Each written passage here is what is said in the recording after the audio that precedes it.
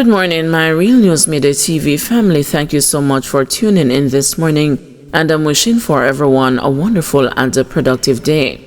And in the news this morning, man arrested in abduction and murder of UTech student remanded until June 30. The man arrested on suspicion of the abduction and murder of University of Technology student Anissa Dilworth was on Tuesday remanded until June 30, giving the police more time to complete their probe. Attorney Davian Vassell told the St. Catherine Parish Court that on June 2, he made a habeas corpus application on the 29-year-old suspect's behalf and that a judge had ruled his client should be released or charged by Tuesday. The police said they had applied to the court for an order to compel the suspect to give access to his cellular phones, and he disobeyed. They said he was charged under the Cybercrimes Act for failure to obey a production order. The attorney expressed a shock that he was not made aware of the development and insisted his client to be released. However, the police informed the court that a DNA analysis is still outstanding and that tests on soil found in the suspect's vehicle are due, as well as information on his two cellular phones. As such, Senior Parish Court Judge Desiree Alain ruled that the police would be given until the month's end to complete the murder investigation. On May 17, skeletal remains suspected to be that of Dilworth, who had been reported missing, were discovered on a beach in Hillshire, St. Catherine. An investigation was launched by the Portmore Criminal Investigations Branch, which resulted in the suspect being held. Media houses under scrutiny by KSAMC for unpaid advertising fees. Media houses are the latest to come under the spotlight of the Revenue Collection Department of the Kingston and the St. Andrew Municipal Corporation for outstanding fees related to advertisements across the corporate area. Mayor of Kingston, Andrew Swaby, made the announcement during the monthly sitting of the Municipal Corporation. Swaby disclosed that letters have been sent to the media houses in violation, warning that a court action may be taken if the outstanding obligations are not settled. Our Revenue Department has written to 9 such entities. 2 have since made payments, 1 has requested additional information, and the others have not even acknowledged the receipt, he reported. He reminded the public and the companies that they have an obligation to pay the requisite fees to the corporation for displaying advertisements. Subject to Regulation 3, Subsection 1 of the Town and Country Act 1978, the law states that no person shall display advertisement in, on or over any land or buildings without the prior approval of the local planning authority and the payment of the prescribed fees, said Swaby. These fees are non-transferable. They only apply to the individual or the business to whom the application was submitted. For those who have not yet responded to our official communication, we will be taking further action against you to ensure that the KSAMC is paid what is owed to us, he added, citing defined exemptions under Section 5 of the Act. We are sending a strong signal to media houses that we believe should act with more responsibility and lead by example, charged the mayor. Family calls for justice after St. Mary man killed by off-duty cop.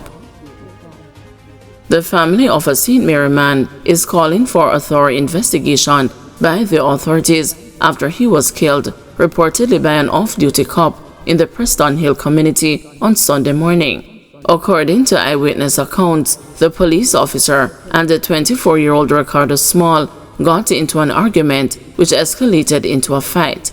Speaking with the news on Tuesday, Ricardo's father, Richard Small, said he attempted to break up the fight between his son and the cop.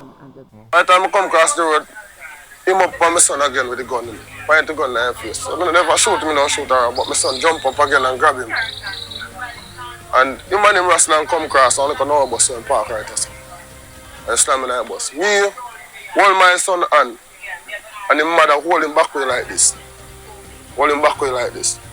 But Mr. Hill then again hold my son like this, with the gun down here stuff. And I said, oh, tight. And I hold him with my left hand and one in the pocket. And he come. So he point to the body, come up, and rest in my son hard. Rest in hard and fire a shot and kill my son. And my son just walk up from there and come and second job. Right now, I'm not telling you line, boss. I want justice to my son, because my son has no wrongs do, he not do nothing at all. He not do the man nothing at all. All they have a little argument and he kill my son just to that. I don't know if my son has no robber or no thief. Nobody there don't know him as that. Or no gunman or anything. And the man just in an argument with my son and kill him for nothing at all. So I like justice serve. And my one son become a president can get 30 years now I live up here. And my son live till him at 24 and he never in no problem with the police nor nobody or nothing at all. So I like justice serve. Meanwhile, Ricardo Small's mother, Dorothy Somerville, who had also been holding onto her son during the incident, was treated at hospital for a bullet wound to the shoulder. Her daughter was reportedly also grazed by the same bullets. He grazed off my daughter's hand, see her yesterday. He got two yes, through your son? Yes. And the shot got through your son's body? And grazed off my daughter's hand and it stuck right in my shoulder. The Independent Commission of Investigations has been collecting statements as part of its probe into the incident. Integrity Commission sends 3 investigation reports and rulings to Parliament.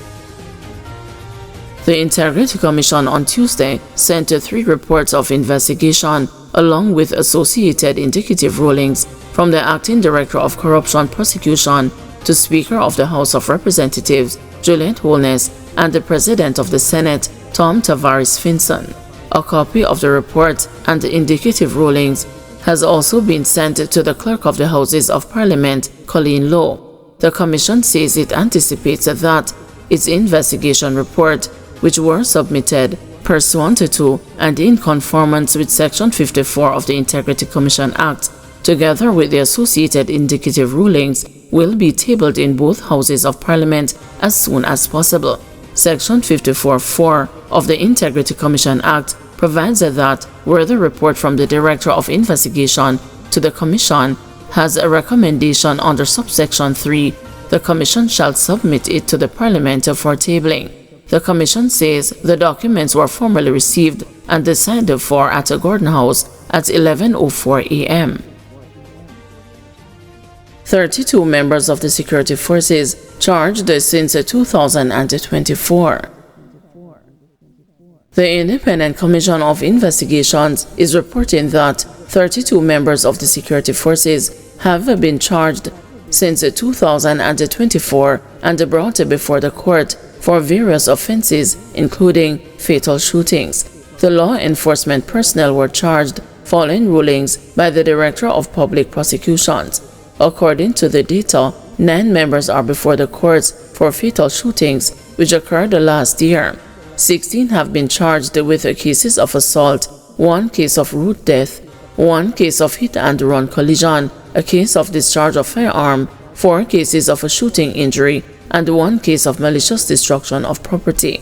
According to Indicom, rulings for charges for 2024 is the highest produced by the agency since the court ruled that the DPP is a prosecutorial authority for Indicom investigated cases.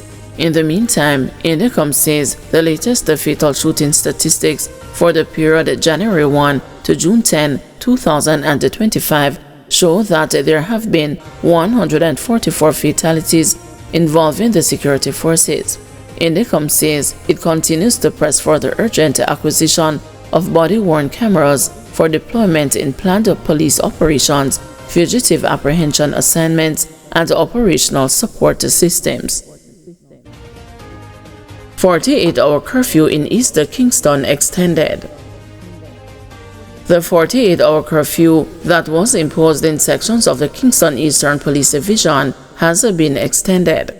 The curfew will continue from 6 p.m. on Tuesday, June 10, and will remain in effect until 6 p.m. on Thursday, June 12. The boundaries of the curfew are as follows: north along an imaginary line from the mountain ridge from Mountain View Primary School to Cane River Falls, east along an imaginary line from Cane River Falls to the bridge at 10 miles Bull Bay, south along the coastal line from the bridge at 10 miles Bull Bay to Flag Circle, west along South Camp Road from Flag Circle to Vineyard Road onto an imaginary line to the Mountain View Primary School.